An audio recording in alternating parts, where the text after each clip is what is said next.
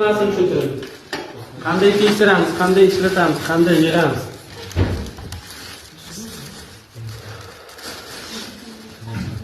Bu yerda bizlar 100 ga qarshilik, 1 ga qarshilik, fotorezistor, tranzistor o'rnatganmiz.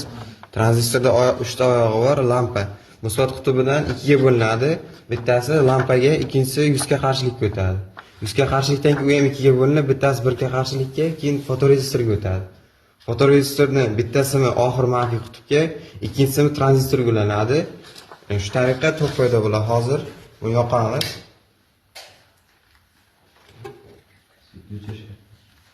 Hozir biz buni sxemasini yig'ishda biroz xatolik qilganmiz. Bu yerda o'tkazgichning qarshilik kam bo'lib qolgan, shuning uchun bu yerdan tok o'tib ketib qolyapti.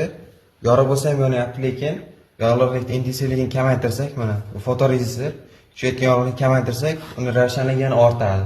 Chunki fotorezistor yorug'lik tushishi bilan ishlaydi. Agar biz yorug'likni ko'proq tushirsak, fotorezistorning qarshiligi ortadi. Yorug'likni kamaytirsak, fotorezistorning ichki qarshiligi kamayib, bu yerdan o'tayotgan tok yuqorilashadi. Shundan keyin yorug'likning intensivligi ortadi. Qarshilikni oshirishimiz kerak. Bitta qarshilik ketma-ket ulaysiz, ko'proq o'sha holatda o'chadi.